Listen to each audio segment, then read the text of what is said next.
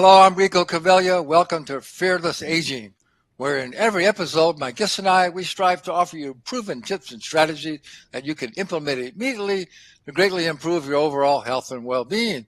So we're here to inspire you and empower you to become your best self so you can go out and make a bigger positive difference in the world. And we definitely need more people to do that these days, especially these days. Okay, so the title of today's episode is it's really a good one, a really important one. It's how conventional medicine is making you sicker and what you can do to save your own life. So our expert guest today is Dr. Robert Lufkin MD. He's a physician, a medical school professor at UCLA and USC, and New York Times bestseller of Lies I Taught in Medical School. He focuses on applied science of health and longevity. After reversing chronic disease and transforming his own life, he's making it his mission to help others do the same. He is the author of over 200 peer-reviewed scientific papers, 14 books that are available in 11 languages, and his weekly video podcasts and social media posts have over 400,000 followers worldwide. So Dr. Robert Lufkin, thanks so much for being here. Hey, Rico, thanks for having me. I'm a fan of your work and your program, so it's an honor and a pleasure to be here. This Well, is going to be thank good. you. Yeah, we had you on our podcast, I guess, I don't know, maybe 6 months ago, and I think it was one of our most looked at or listened to podcasts. So this is our TV show here, so we want to get the important message that you have out to as many people as we possibly can. So, well, let's just start by, how did you decide that you needed to write your book, Lies I Taught in Medical School? Yeah, it's a great question. First of all, the book is critical of Western medicine, but I have to admit I'm part of the problem. I'm a medical school professor. I'm in the thick of Western medicine, but I came to be critical of Western medicine when I came down with 4 of these diseases, and for the diseases that are in epidemic proportions in the 21st century. Western medicine is, no question, in the last century, in the 20th century, has transformed our lives. It's made the world truly a better place. The pills, the surgery, and public health measures are nothing short of magical. The problem is, in the 21st century now, we have this wave, the tsunami of chronic diseases, all the way from obesity, diabetes, hypertension, polycystic ovary disease, cardiovascular disease, cancer, Alzheimer's, even mental illness. And these take up to 80% of our healthcare expenditures. And when Western medicine applies the same pills and surgeries that were so effective in the 20th century, an interesting thing happens. They may be life-saving in the short term, and they often control the symptoms, but they usually don't do anything to arrest the underlying, what's called root cause of the disease. So the diseases continue to progress. And the way to stop these from progressing, and this is what the book is about and what I discovered myself, was through lifestyle changes. And with lifestyle changes, in my case, I was able to get off all the prescriptions that I was on and literally reverse and arrest these chronic diseases. And now I've made it my mission to get this message out to as many people as I can. And so hopefully they don't make the same mistakes that I made. Yeah, well, I'm so thankful for you. I mean, it's such a great message, and we in the holistic health community for a really long time, we know that, what's still called alternative medicine really should be mainstream medicine, because as you know, only the body can actually really heal itself when you get it back into balance. And so all the therapies like homeopathy and herbs and just all different type of healing modalities that were used pretty effectively for centuries and centuries, Big Pharma just came in and just pushed them out of the side, right? And so mainstream medicine, allopathic medicine is what should be alternative, right? So sometimes, it can save your life, and especially if nothing else works, that's an alternative. But we got it backwards in America. All these natural healing modalities we should try first, and then drugs and surgery and all these other things could be an alternative. You agree with that? Absolutely. And that was one of the things that really opened my mind up in writing this book, because I'm a medical doctor, right? But I realize now that doctors don't make me as a patient healthy. Doctors only make me less sick. Yeah. I want to be healthy. It's the lifestyle changes that I control myself that in many cases are more powerful than any pills or surgery I will be given as far as influencing my risk of these chronic diseases. And that's really been transformative for me. Yeah, it's no question about. Yeah, we know now from, science has shown that our genetics only play a small role, maybe 10, 15% of how healthy we're going to be and how long we're going to live. And it's really, we know it's lifestyle. It's our unhealthy lifestyles, which we're going to talk about. And I want to get what you think the most important lifestyle things that we need to change. So it's primarily lifestyle. So it's just a matter of people getting educated and realizing that they need to take responsibility for their health, because again, don't you agree that what we really have, what we call healthcare, is really a sick care system. Yeah. They don't try And and prevent it.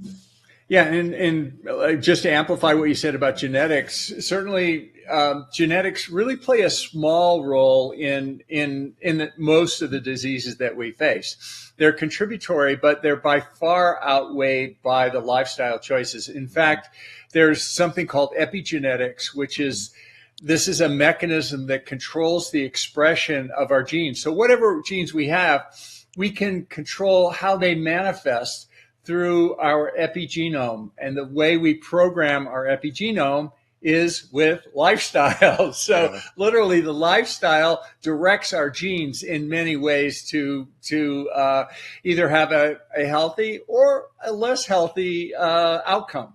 Yeah. Well, I think also our genes are also affected by both external environment and internal environment, right? So we're affected by all these toxics and all this toxic environment that we've created that we got to clean up, and then also we got to clean up our lifestyles of how we take care of ourselves are huge factors. Well, uh, so, so, so talk about what are some of the well, in your book, which we're going to let people know how you can get a free chapter and how you can also get a copy of your book, The Lies I Taught in Medical School. What are some of the biggest lies that you want people to know?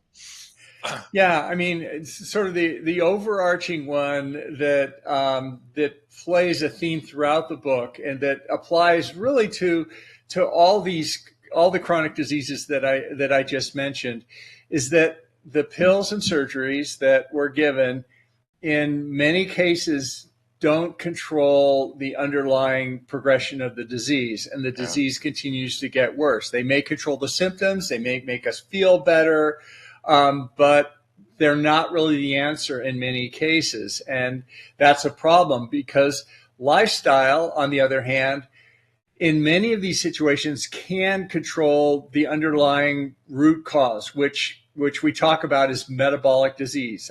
Most adults have at least one of these chronic conditions, and most adults have metabolic disease as the driver of this. In fact, many people have multiple of these chronic diseases. So it's sort of normal to be sick in America, and that's not the way it should be. Yeah, I like to say that exactly what you said. I like to tell people about if you just buy into the mainstream narrative that that's just the way it is, we're all going to get old and sick and maybe die in our 70s like most everybody else.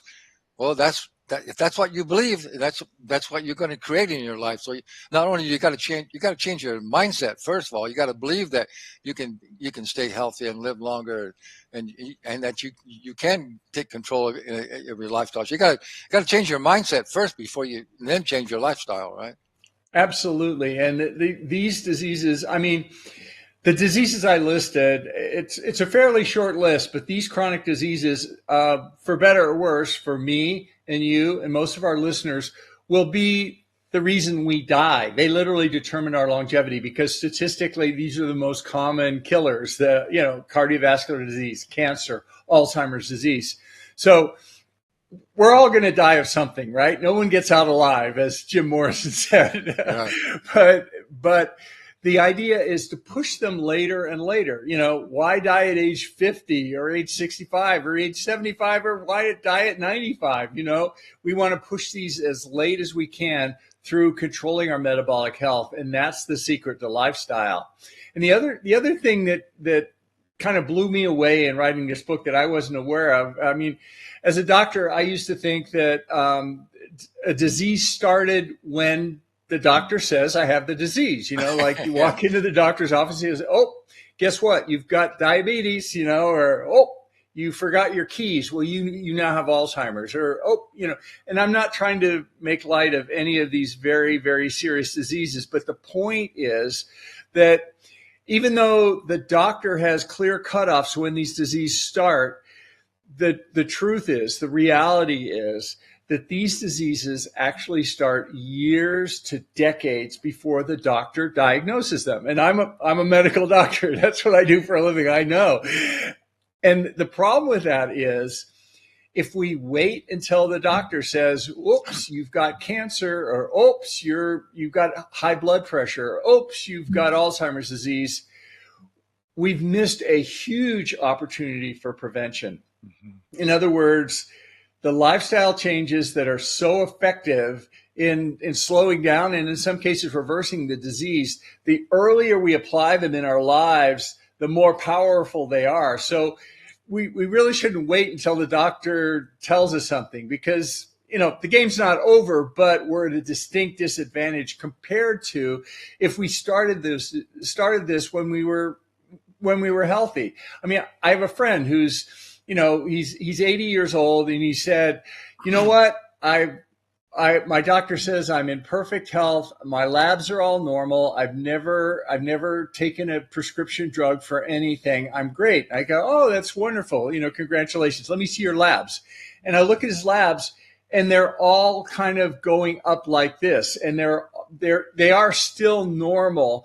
But the problem is, we don't want to be normal in today's world, because normal is having chronic disease. And his labs, although they were in the normal range, they weren't really in the optimal range. Mm-hmm. And so the doctor hadn't diagnosed diabetes yet, but he was on his way there. He was on his way to other things too.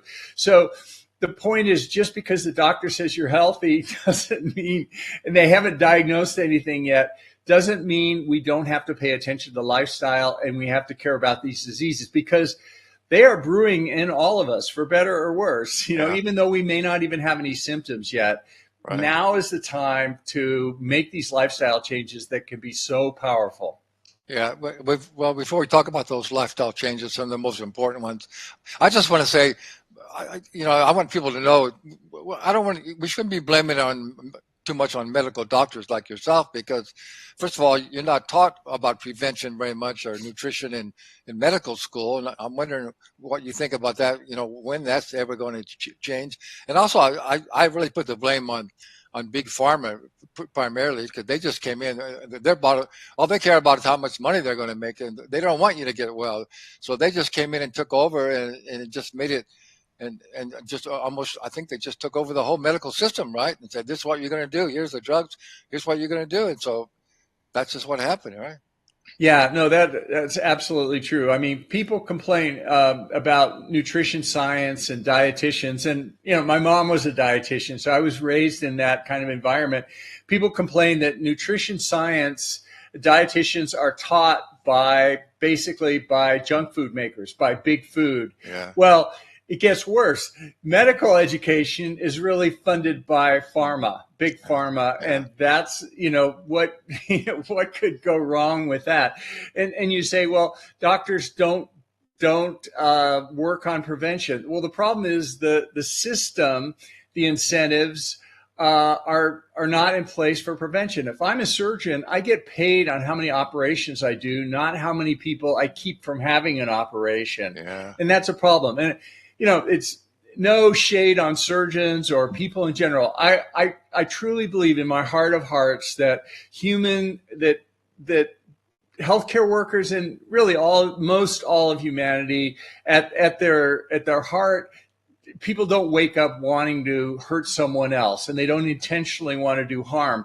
Right. But there are conscious and unconscious, insidious, pernicious financial and other incentives that drive our industry now, so that recommendations are being made by trusted medical institutions like the American Heart Association, American Diabetes Association, that in my opinion are wrong and are harming people. And what are some of the reasons for that? Well, these companies, these institutions are sponsored heavily by companies that benefit from certain information getting out and certain agendas.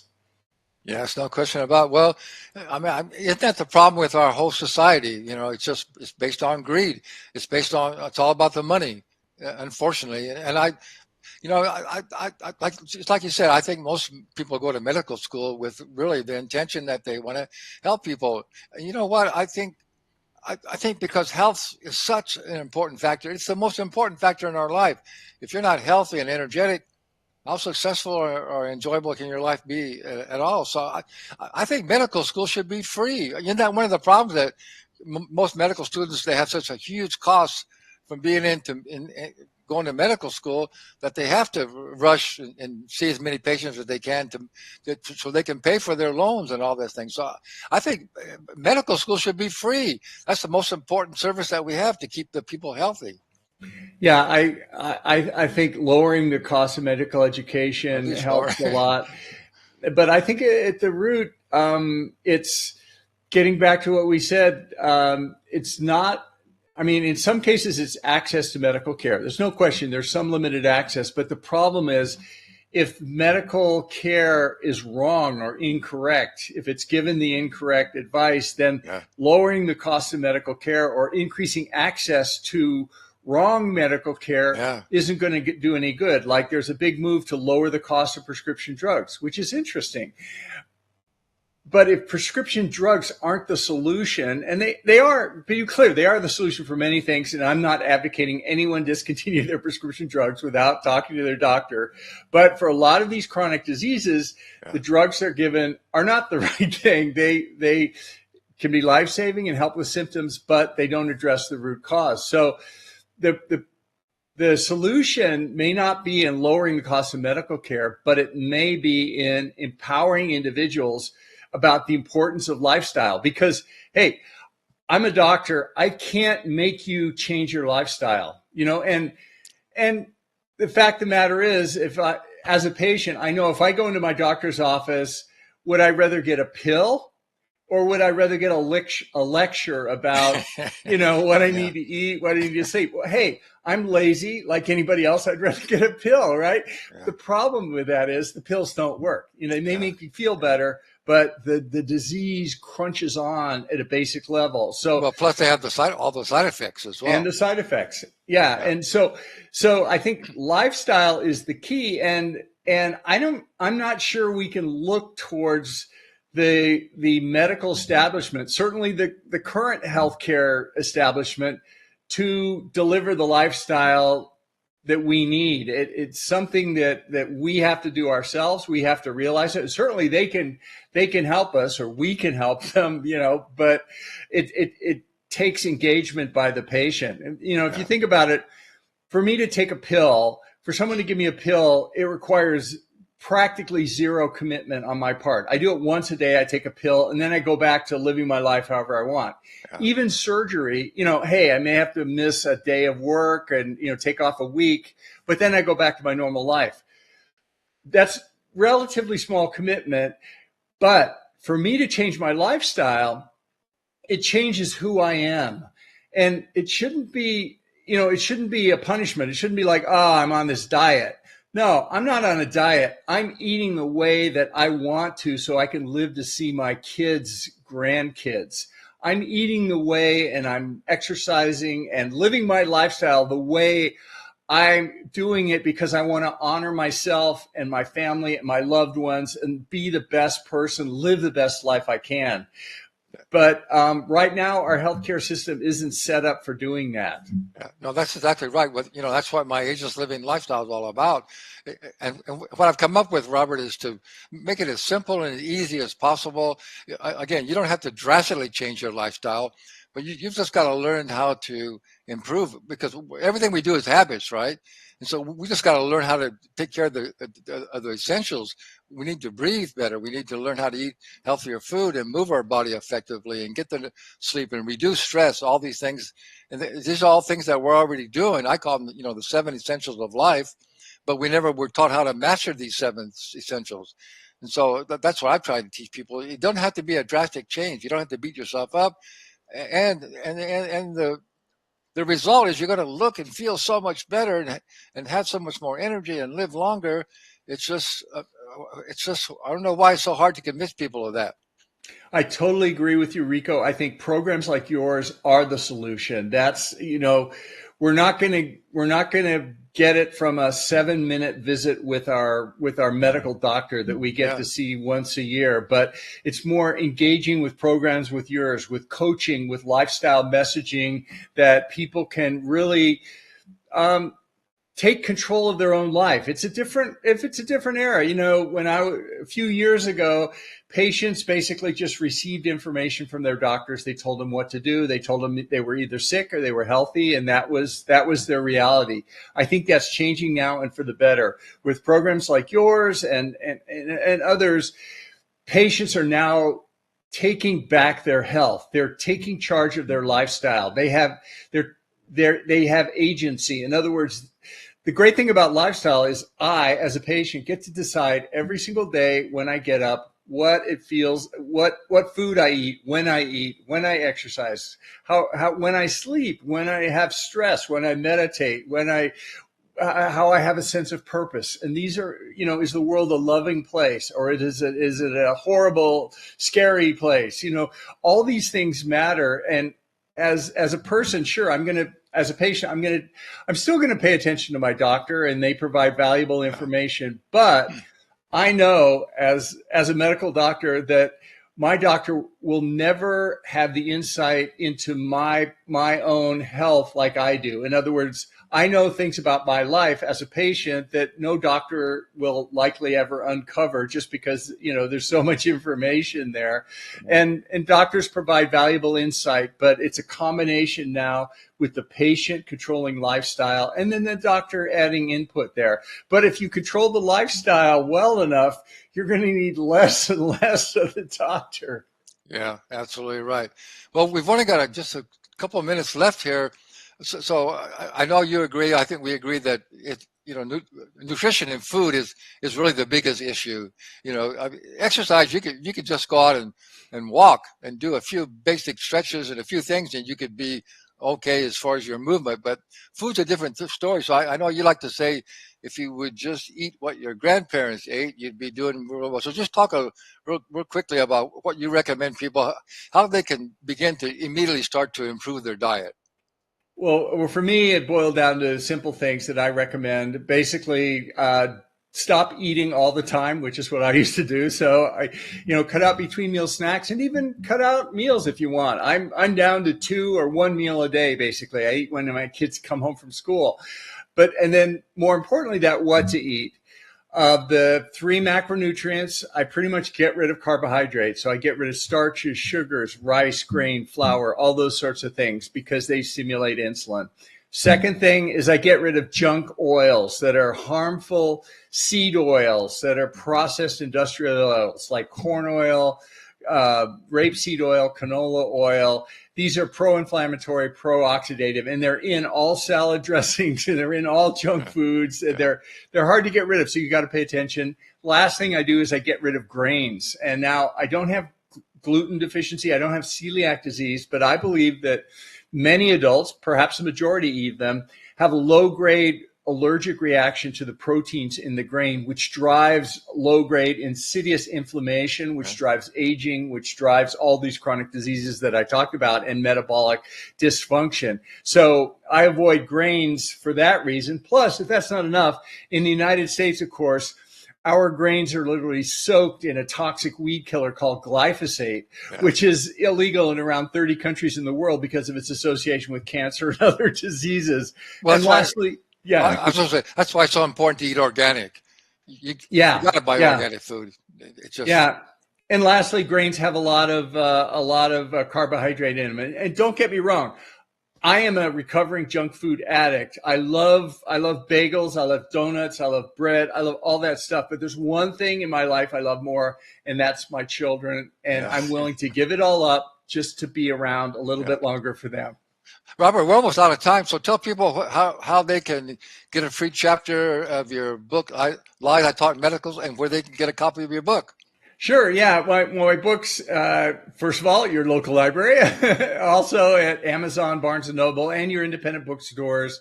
If you want a free chapter, check it out. Go to my website, which is robertlufkinmd.com. And I'm very active on social media. My wife says too active, but please look for me there and say hi. Yeah, we'll put all that information in the show description. We're out of time. Thank you so much, Dr. Robert Lufkin. That was great. Thank you. Thank you, Rico. It's been a pleasure.